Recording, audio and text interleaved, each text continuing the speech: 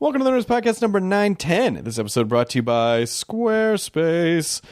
With beautiful templates created by world-class designers, Squarespace makes it easy to turn your idea into a new and unique website in just a few clicks. Now, I understand that a lot of young people are using this internet thing to... What's that?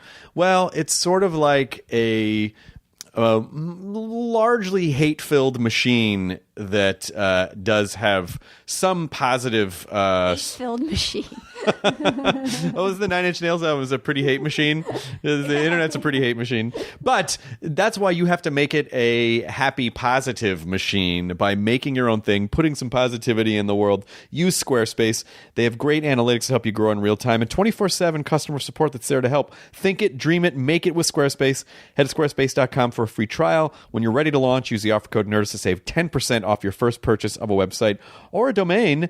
What do you got on the Nerdist Community Corkboard, KT Levine? I got a couple cool things. The Austin International Drag Festival will host close to 400 drag performances over the weekend of November 9th to the 12th.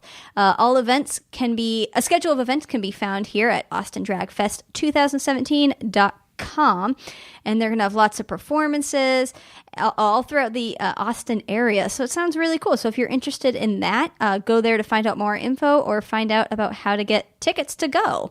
Also, super funny comedian Adam Caton Holland is recording his Comedy Central album taping this Friday, 8 p.m. and 10 p.m. at Union Hall in New York. Tickets are still available, so go to unionhall.com to find out more info, but that will be super fun, and he's hilarious.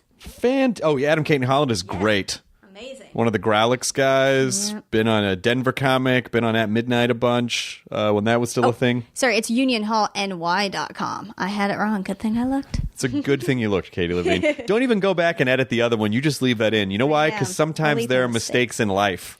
I'll leave my mistakes. And you made up for it, so that's all right. October 20 and 21, I'll be at the American Comedy Company in San Diego, California. And then November 8, 9, 10, I will be at Caroline's in New York for New York Comedy Fest. And then I also have some dates coming up in Portland at Helium, I believe, in December. And then next year, going to do Phoenix, going to do Brea, going to try to make up those Tacoma dates. So I'm going to post all those on my Facebook events page. So just Facebook, I'm Hardwick /Hardwick on Facebook, at Hardwick on Facebook. And then there'll be an events page. And you can see all those dates and get ticket links. Fantastic. This episode is Russell Brand, whom I love and now love more. Because I got to hang out with him. And he was so great because he had to, flew in that morning, raced across town to get here, didn't have a lot of time because he had to go do, I think he had to go do Access Hollywood or something. And he still stretched and gave me the time. And it was still a great interview. He was fucking great. And it really makes me want to have him back on to talk longer. We got to have him back on. But Russell Brand is promoting his book, Recovery, which I'm sure you will understand is very near and dear to my heart. And it's wherever books are sold. It's available now. Russell Brand. You know him. Look up his stuff. Go see him live if you ever get a chance. He's got a new tour that he's working on. And just love him. This episode also brought to you by Stamps.com. Going to the post office is a drag. A drag. There's lines. People are aggressive. They're carrying a lot of packages. They're not happy to be there. They don't want to be there. They don't want to be there. You don't have to be there. Avoid the hassle of the post office and mail everything from postcards, envelopes, packages, domestic or international, with Stamps.com. Stamps.com lets you buy and print official U.S. postage for any letter, package, class of mail using your own computer and printer. Click, print, mail, you're done. Stamps.com never closes, unlike the post office.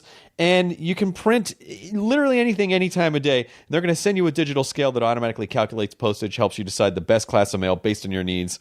Even discounts you can't get at the post office. All the services of the U.S. Postal Service at your fingertips.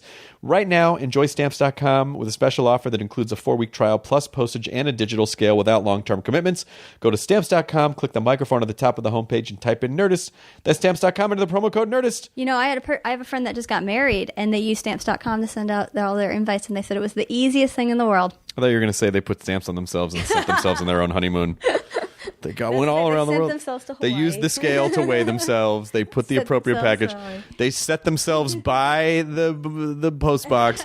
The mail carrier picked them up, threw them in the truck, And then they went via first-class mail to exciting destinations. And they came home with like a bunch of stamps from all over the world, all over their bodies. Who needs a passport when you have your body? Never go to the post office again. And who needs a passport when you have your body? Yeah, Here's Nurse. Double down on that. I like you doubling. Yeah. Here's the Nurse Podcast number 910 with Russell Brand. Katie, roll it. Now entering Nerdist.com.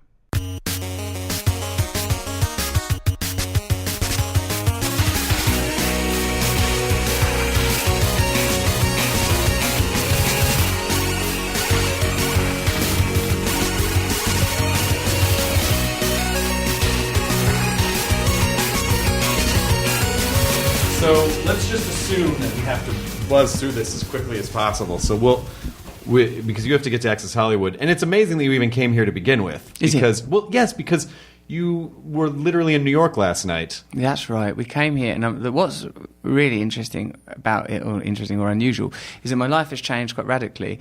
I'm married and I have a baby, so I've got a baby in my hotel room. It seems sort of like more mad and exotic than my former life 10 years ago, when there would have been a heap of strangers cluttering up one corner of the room. It's sort of more bizarre, more of a tangent, more extraordinary that there's a baby and the accoutrements of a baby in the house and a wife. You know, I live this different.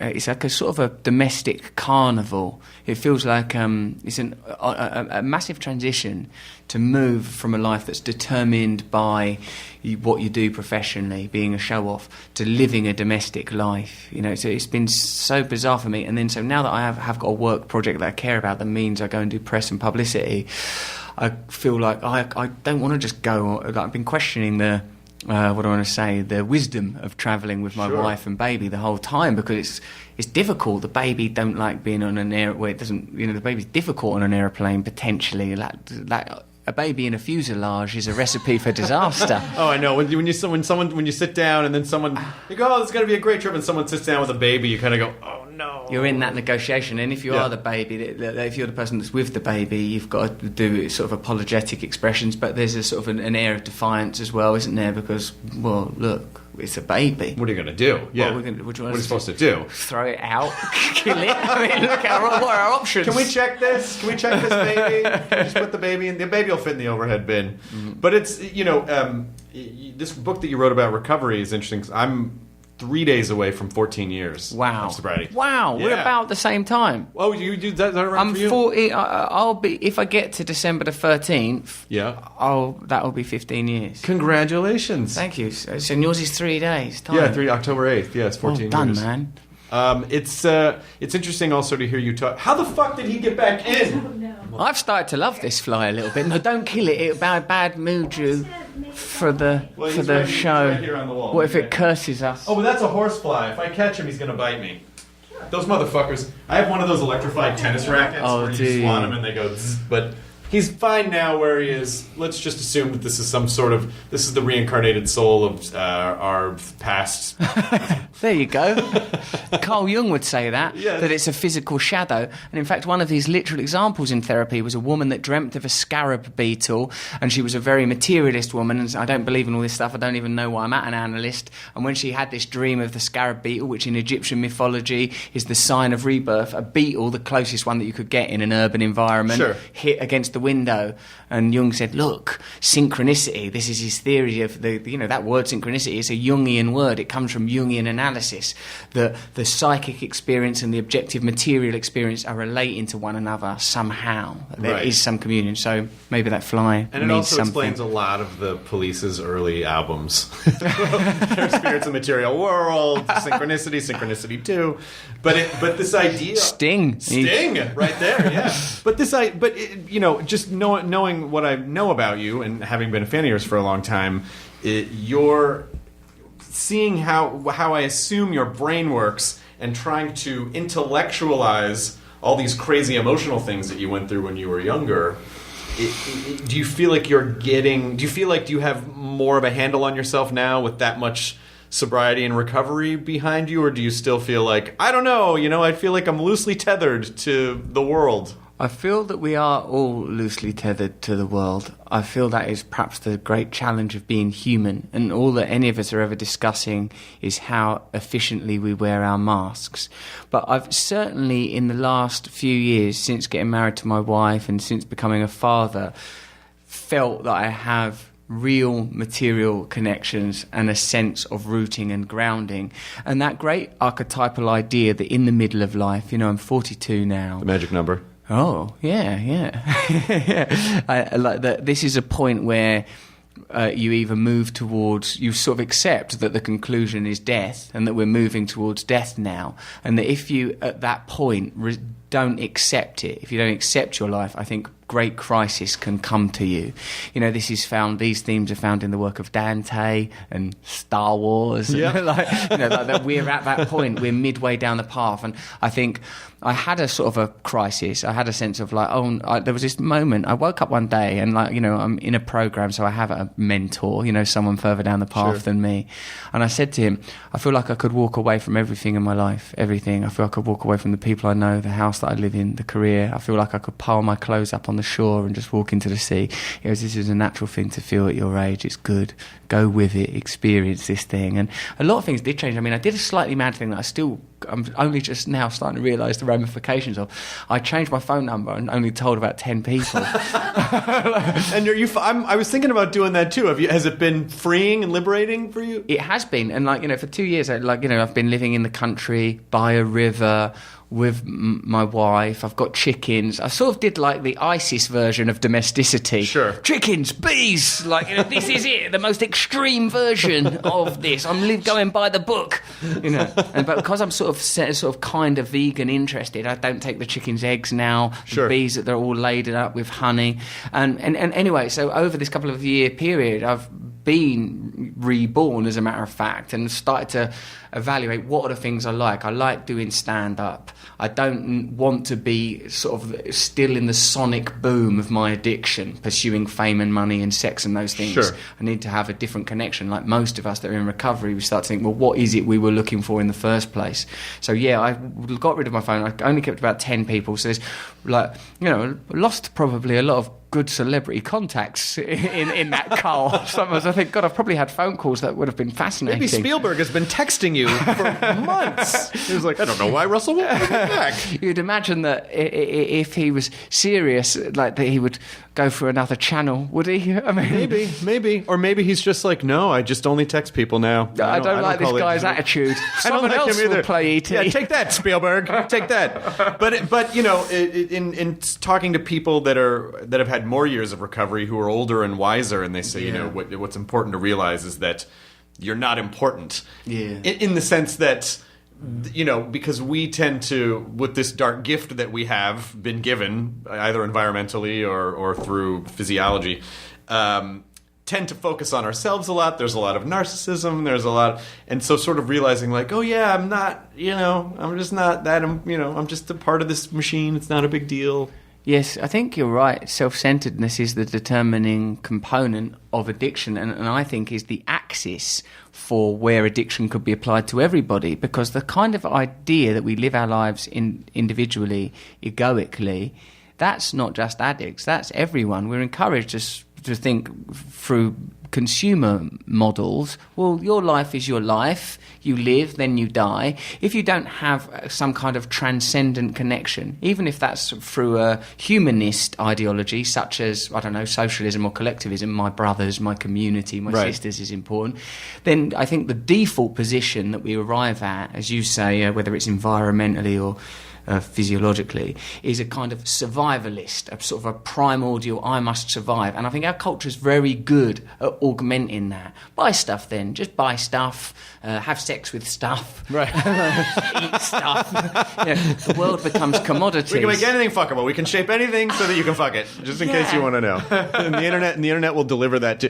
The internet will literally ship anything for you to fuck it. That is the craziest. We live like weird wizards now. Weird sex wizards. We're sex wizards. My friend, I had this realization, this must have been in a terrible moment of desperate loneliness, because the two things I was thinking is, and I was alone, literally alone, and I was thinking my house needs to be cleaned, and I'm lonely and need conjugal comfort, and I felt like, is there a cleaning service that offers as an appendage sort of sexual favours? And I Googled it, and there was. Of course there was. And I said to my friend, and my friend goes, my God, he goes, what a world we live in. No matter what feeling you're experiencing, there's someone that's going to make money out of it. I mean, it is, yeah, I mean, it sounds like a Black Mirror episode too. But it is sort of, we live in an addict's utopia, because I think a lot of addiction is about, on the emotional side, not distracting yourself from not having to deal or take responsibility for anything. So you're constantly distracting, whether it's gaming or sex or alcohol or drugs or whatever it is, workaholism.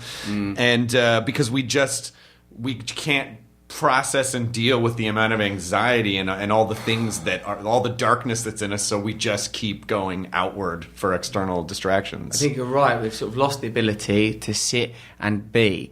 And the reason I need a program is precisely because it's prescriptive. And the thing that I've arrived at is a sort of quite an easy and succinct aphorism is, we don't choose between a program and no program. We choose between a conscious program and an unconscious program. If I'm not consciously working my program, I'm being worked by my unconscious program. Right. And I think everybody's like that. I think that continual forward momentum of wanting to grab at stuff, of being unable to just sit down and be alone in a room. I think that is a condition of our time, that we're in this perpetual motion. I want this, I need this, terrified to just stop for a moment. And step 11, conscious contact with a higher power of our understanding, and prayer and meditation to know ourselves better, to know ourselves and others better. If I don't have that as part of my life, my natural tendency is towards extreme materialism and extreme consuming. Sure. And sensuality and pleasure, and as you said earlier, Chris, total self-centeredness. Right. Just all I care about is what I want, and I have to trick myself into, all right, well, Chris is a human being, he's going to have concerns, perhaps I can do something for him, and then if I do that, I actually start to feel better, but I have to be reminded of it continually. I don't default to that. No, and I also, it's interesting, to hear you even say, we lead our lives unconsciously or consciously, I think most people don't even realize that. I think most people just sort of feel like they're passengers in life, and that they don't really have and when someone has the realization of oh, actually, I can make conscious decisions that can affect, the course of my life, rather than just feeling the universe is just bending me over and fucking me again, just fucking me all the way down the pathway. It's a lovely image. I was thinking about it today, because I was thinking about, my dad would always say, the older you get, the weeks turn into months. The years turn into months, and the months turn into weeks. Time moves so fast. And I kind of thought, as you get older, from our perception, time is conical and sort of goes like a funnel. Those coins where they spin down the funnel. And as it gets nearer the end, it spins faster and faster and faster and faster. That's good. So maybe time is not a fundamental quantity of the universe, but a fundamental force that just pulls us in one direction, and we are just holding on, just you see the fingernail marks as we're being scraped through this time cone. Is that crazy? Because I don't smoke weed, and that's the weediest thing I've ever said in my life. It's a beautiful and horrible image. It really, really worked. It worked too well. I didn't like it. I didn't like the idea of time as a negative force with an agenda, and the agenda of time being death. I didn't like that as time's objective, but it was good. And also, that's not just cuckoo, spooky, frou claptrap, because that's the part of the theory of relativity, is that time alters in relationship to other forces. Right. Gravitational pull, for one thing. And certainly, as you get older, your relationship with time changes, and like we were saying earlier, the awareness of death becomes more fundamental and more real. So I suppose what all of this leads to for me, mate, is a sense of, and this is the book I've written starts with the idea of, you're going to, let's just start here. You're going to fucking die. So let's invite that into the room and start accepting it as a condition. Right, now that we've accepted that, how does that change the perspective of what you're going to be doing with your limited time here? Because you are able, as you just said, to make conscious choices. Now, like, I can't, if my life is just sort of the unconscious fear of being dragged down that sort of conical, terrible time tunnel that you just gave us the gift of, then I'm going to be led by fear. So I need some aspect of myself that is about the transcendent, is about impermanence. And I can sort of experience that through meditation, through prayer. I kind of experienced it through drugs. Drugs gave me cessation of fear and terror. They gave me a kind of anesthetic, but also they somehow met the idea that, look at the idioms around drugs. Get off your head, out of your mind, off your face, lose yourself. Right. It's like the language is telling you that it's a kind of spiritual experience that we're looking for in a culture that doesn't provide us with spiritual experiences anymore because it wants us to be led by baser material things. And when in yoga and in many scriptures they talk about age of darkness, the Kali Yurt. For me, this age of darkness is we were concerned only with the gross things, with the material things, the things that could be understood through the senses. The limitless light of consciousness was excluded and ignored. And it's weird to be in your country at the moment, mate, because in airports and on street corners, the darkness it's fathomable. Oh, yeah. It's frightening a bit. But is it? What's the tone over across the pond? I mean, you're not. I wouldn't say you're experiencing what we're experiencing. But it's bliss. It's utopia. We've really cracked it. Children, all good now. Of all hues, dance down the street, hand in hand. It's just one big Wonka factory over there. Right? You're just sailing your way through rivers of chocolate, and but although that was run on slave labour, that chocolate factory. No, you're absolutely right. It actually was. Oompa Loompas. I don't think they wanted to be there. And the idea and of course, he said he rescued them. I just rescued you guys from Oompa Loompa land. Yes. Oh, I'm a candy imperialist. Did I not mention that? Yeah, I don't know that Willy Wonka's anything other than a sort of an icon of post-colonial hate.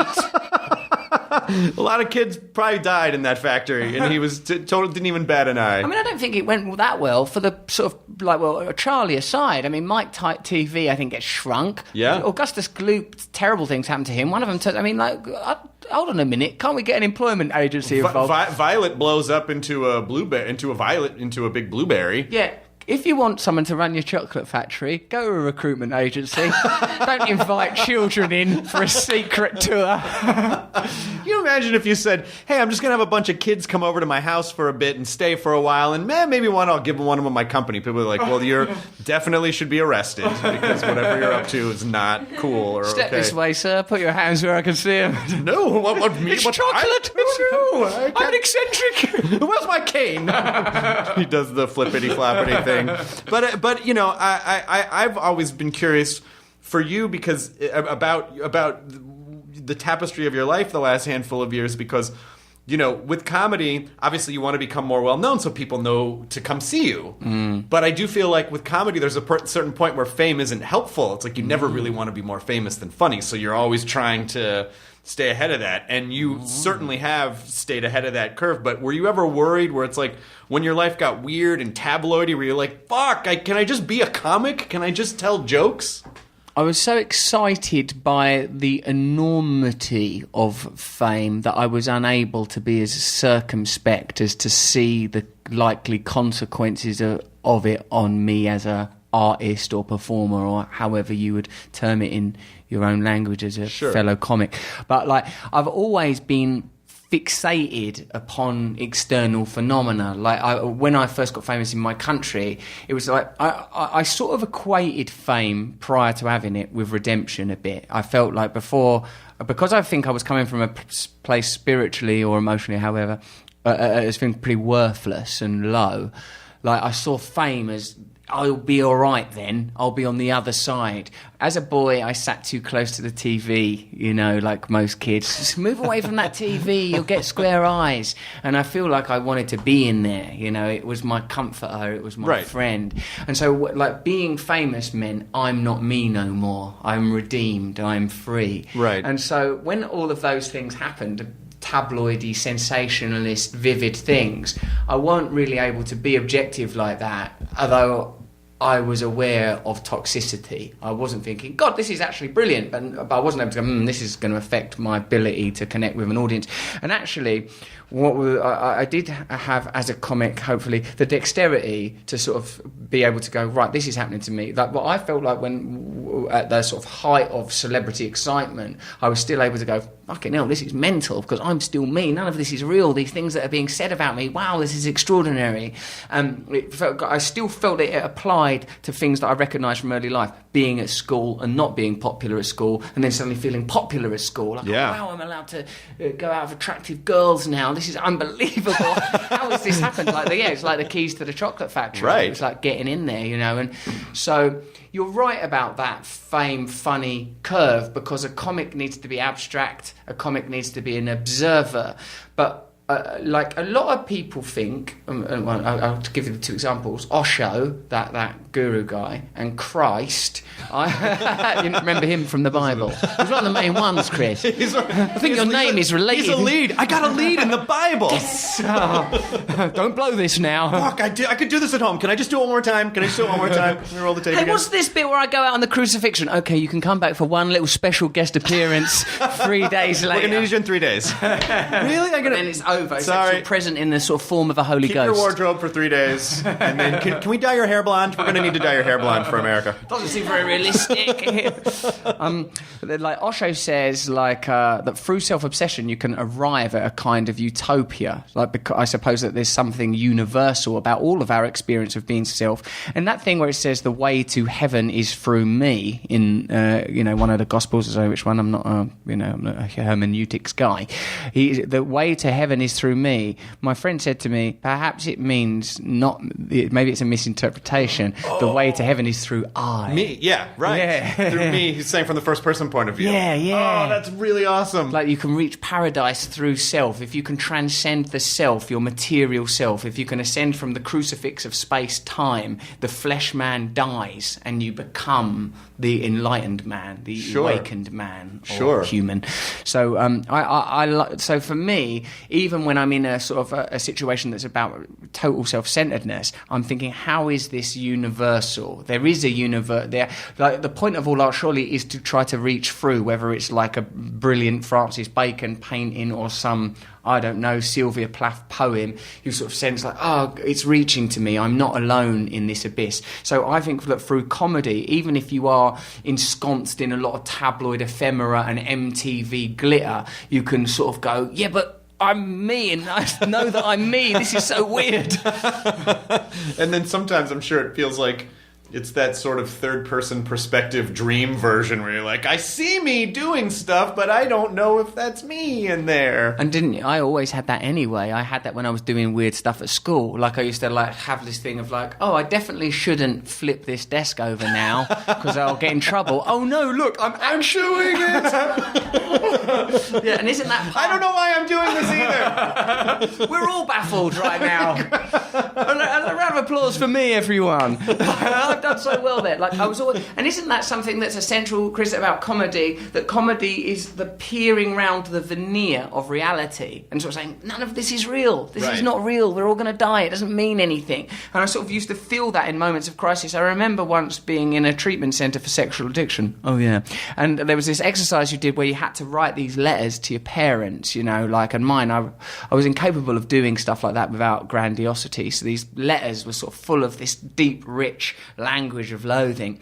And as I was reading them out, the actual therapeutic exercise worked. It wasn't, like a lot of those things you think, I'll do it because you've told me to, but I don't see how this is going to have any effect on my inner psyche. But anyway, I read this letter to my stepdad, my mother, my father, and by the end of it, it had, like some sort of spell, it had induced in me this state of such deep rage that I began to see the relationship between sexual toxicity and my early life conditions, that sex was about personal empowerment and that there was an element of malevolence in my sexuality that I sort of never really experienced outside of that moment.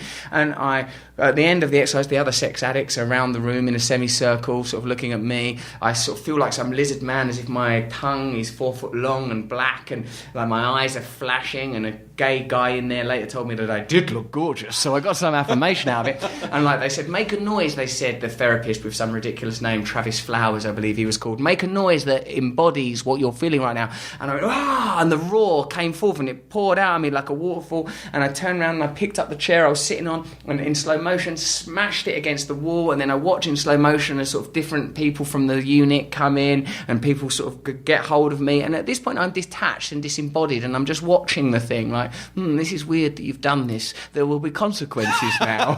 And then I'm taken to a hospital in Philadelphia and I'm assessed and I'm in this mental unit and people are there in those gowns with no trousers and pants on, and you see the underside of American life, that healthcare is not properly supported and people are falling over and it seems all broken. I think, how am I going to get out of this little jam, you know? And so whether it's an extreme and awful thing like school or an institution, or a glamorous thing like MTV, this sense that there's some satellite self that floats out and looks back and isn't really that at all, I've always had that. So that has helped me in situations where it's like, oh wow, you're super famous now. It's always helped me to maintain ordinariness, because like most addicts, sometimes I think I'm better than everyone, and a lot of time I feel like I'm worthless and worse than anyone. So it's all of it is outside. Yeah, well, it's not, and I think it's comforting for people to hear you say that, because then they feel like, oh, I'm not so weird if I feel that way. I mean, it's almost like that detachment that you're talking about, I sort of think of as like a spacewalk, where, you know, it's like when the astronaut goes out to fix the ISS and they sort of float out and they're outside of it. Mm-hmm. So maybe part of that, when you're detached from yourself, like maybe it's a repair mode, you know, so that you can come back in and deal with and have the tools to properly deal with whatever it is that you're dealing with. It's a nice metaphor as well. And but I feel, isn't it like that accepted in neurology, psychoanalysts, that the self is a kind of construct, that it's not really there at all, it is just biochemistry and memory, and the consciousness that witnesses thoughts and feelings is another aspect of self, you know, self with a capital S, self with a small s, you know, like that there is more to in our time we believe that the thinking mind is the self, that when you close your eyes and you try to meditate, you're like, oh, I should do this, I want that, oh come on, I'm supposed to be meditating, I hate that thing that happened, oh I want that, I'm hungry, you know, we think of that as the self. But that in certain spiritual and I think psychoanalytical and indeed neurological traditions is but one aspect. That's just one neurological circuit, that loop of cognitive static. And I think through meditation, through working a program, you start to identify with another aspect of yourself and you're freed from that. So perhaps the spacewalk is a truer version of the self, liberated from the unit, from the craft of you have constructed. Sure. I have an eye on the clock because I know that you have to get to Access Hollywood. Why don't we just stay in here until something happens?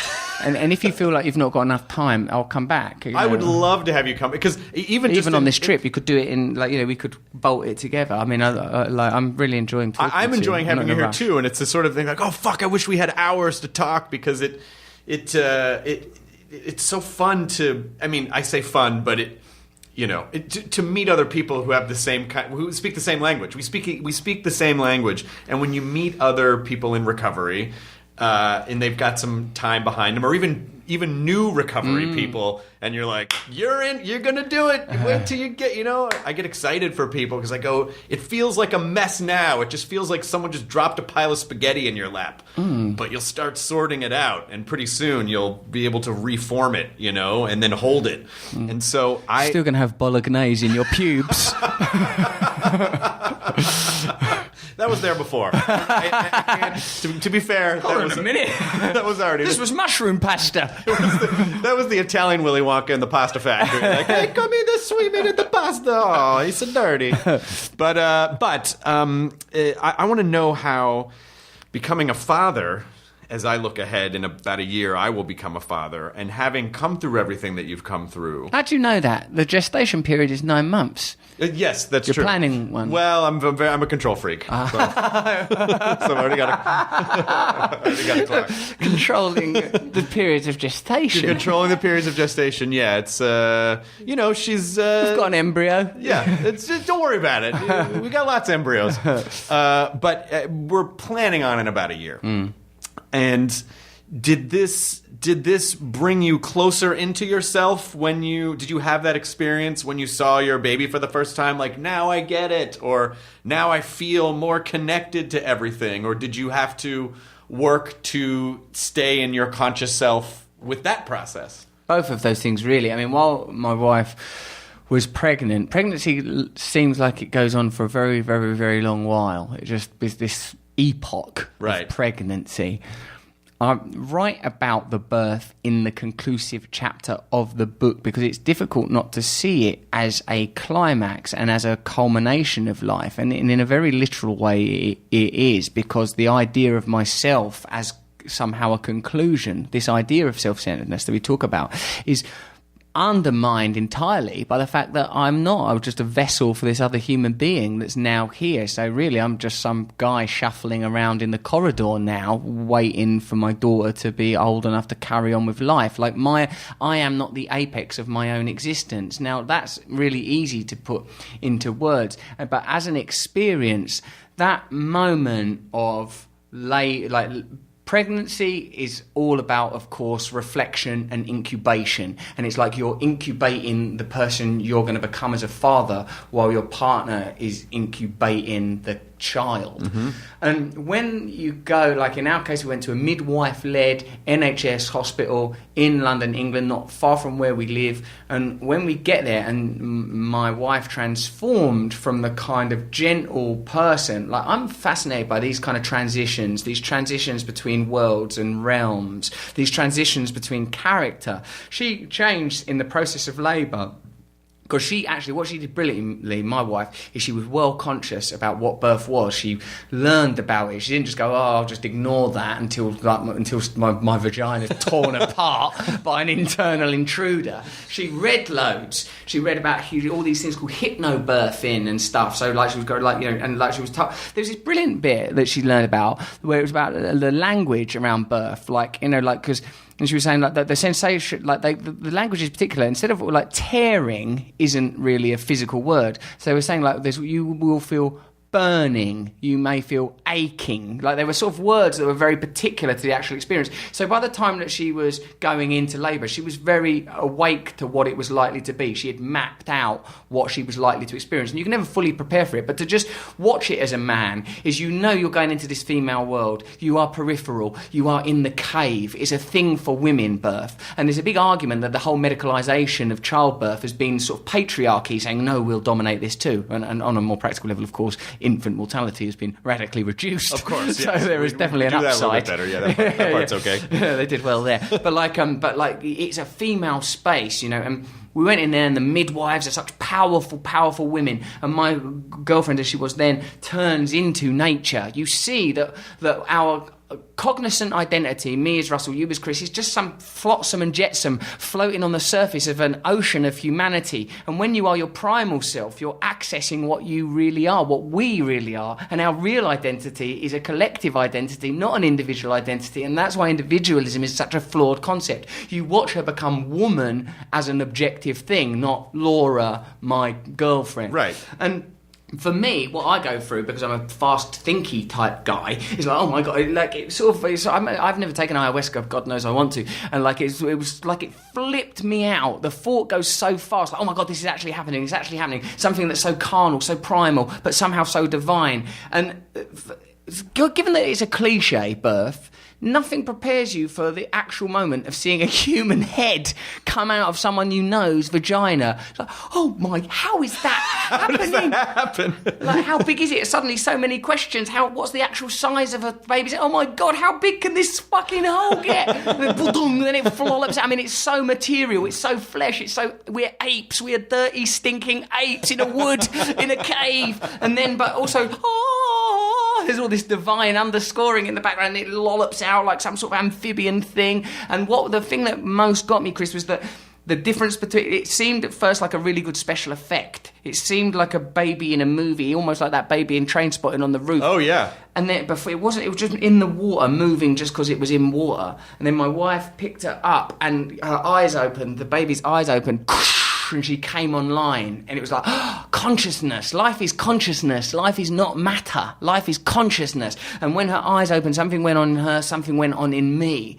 and I've not come down from it. It sort of hit me with some, I don't know whether it's hormones or what it is, that it hit me with something that's not gone away, powerful, visceral, of the body and of the mind too. And I just wanted to protect her. I wanted everyone at arm's length away from her. It was a completely new territory in me, new territories of protectiveness, new territories of love. It's just, and it's never gone away. Of course, I can sort of drift back into, I'm Russell, I want to look at my phone now. But like, it's generally speaking, it's a transcendent, life-shattering and spiritual experience. Cut to you on the airplane. It's a fucking baby. What do you want me to do? It's going to make noise. I can't drug it. You can't drug it. We've looked, there's allergy meds, but I don't know, it's morally wrong.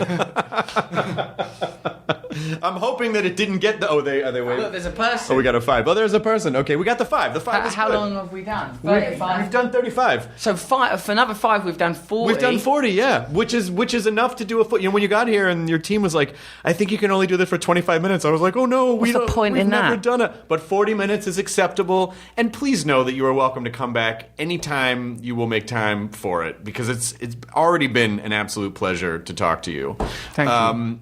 But I went to see Steve Martin and Martin Short in Las Vegas. They do a show. Wow. They do a show together. They travel with, and I'd only just met Steve, and he's fucking the coolest guy. And he told the story on stage about you, because they're telling stories. Do you know what story? No. Steve Martin's got a story about me. He's got a story about you that he told on stage with Martin Short. They were kind of telling, Hollywood stories. And he said, I want to tell you the story of the fastest ad-lib I've ever heard. He said it was at an Oscar party, probably the Vanity Fair party. And he was leaving and you were going in, and he said, oh, we've never met before. I'm just leaving as you're coming in. And he said you instantly leaned in and go, it's a metaphor. And he thought it was like the greatest ad-lib he had ever heard. Well, it was good, but it was sadly inaccurate, because I haven't gone on to make The Jerk. Just simply drifted off to think a lot about meaning. But I'm really glad that Steve Martin remembers it and is not going, turns out that Russell's subsequent film career was unremarkable. You get a call from him, hey, remember when you said that thing? Shut up! What about in Roxanne? You've made compromises. Come on. What about My Blue Heaven? But it was really cool, because there was such admiration in his voice, and it was. And I was creatively jealous, not in a negative way, but what a fucking awesome place to occupy in this guy's mind. Wow, yeah, that is good. I live in Steve Martin's mind in a good way. In a good way. Oh, thank you for that. Is that... Now, I would imagine, years ago, Russell, would hearing something like that cause you to become destructive? In other words... Is that a kind of an excitement or something to contain where you have to go distract yourself from it? Or are you able to appreciate those moments as that's really cool, I can appreciate that from my point of view? Well, I like it when I hear you say it. I like the idea that Steve Martin's saying that on stage. This other thing happened to me when I first got famous. Morrissey, I'm a big Smiths fan. Oh, yeah. And Morrissey, mates of mine were at a Morrissey gig, and I'd only been famous about 15 seconds on talk shows in the UK and for early tabloid exploits. And Morrissey went on stage, and there's normally a bit halfway through the gig where Morrissey introduces his band. He goes, and so we have some drums, and we have Mitch Mitchell here as well, and he does sort of goes through his band. And then he went, and I'm Russell Brand. And I was like, shit! No! Morrissey's introducing himself as me. I was sort of blown away about it, but I'm always astonished by how little, what do I want to say, collateral you can get from those things. You sort of, it's really lovely that you say that, and it's sort of beautiful, and I'm grateful for it, but there's almost immediately afterwards a sort of a lachrymose feeling of teariness that but I can't do anything with that. That's not going to solve me. And what that takes me to is the sense that I have to be inner resourced. I have to be independently responsible for my spiritual state. Now, that's not that I'm not connected to other people. As I said in that big birth diatribe, we are all connected to one another. We are one another, and the separation between us, I truly believe, is a very potent and effective illusion. But I have to be responsible for my own well-being. My particular type of personality, if I start sourcing feeling good on the Steve Martin anecdote, I'll find myself alone in some terrible moment trying to wrap myself myself in it somehow, Right. and it not being able to bind me together. Right. I can only get it from the inside, so I like it. It couldn't. I don't know if there was ever. Yeah, sometimes there's times when people will say something good about me, and I think, oh, really? That means I can act like a right cunt. Oh, I am. Well, why am I talking to you then? I am great. That happened to me when that most notable example of that was like when I first got a gig at MTV UK. Like sort of I was doing stand up at Edinburgh. MTV Talent Scout people saw me. My lovely friend Andy Milligan. He gave me a job on a like late night cable show, UK specific dance floor chart. So it's not a big deal at all. £500 a show, which to me was like, oh my god, like I was holding quivering great ducats, like I had pirate swag in my hands, you know. And like, I remember going to the office, going from like sort of so humble, like the Elephant Man, bowing and scraping, oh, thank you, in 1 second to, where's my fucking taxi? Right. Like about like in a moment, just from worthlessness and gratitude to total satiation and becoming Tony Montana in the Right. hot tub with a machine gun and a pile of coke. In front of a giant painting of yourself. Yeah, like in like a second. So, like, and I think perhaps this is one of the things of the extreme addict. We occupy this giant concertina of ego and sort of despair, of grandeur and worthlessness. And so, for me, I have to, recognise the transience and temporary nature of any little buzz that I get from a thing. Obviously you tell me that, a chemical goes off, oh, I feel good. And the book is about a simple way of staying connected to who you really are, and the simple message of by being like kind to one another and being kind to ourselves, the program that you work and I work, it posits you in a place where you can stand to be human. You can stand the idea that you're going to die. I can stand the idea that off she goes, my daughter, into a future that I will never see without me. And I'm going to have to live with that. Like every human before that's ever had children has to live with it. But I think so much of the time we live with it by ignoring it, by not addressing it. But I think that there is a beauty in it somehow.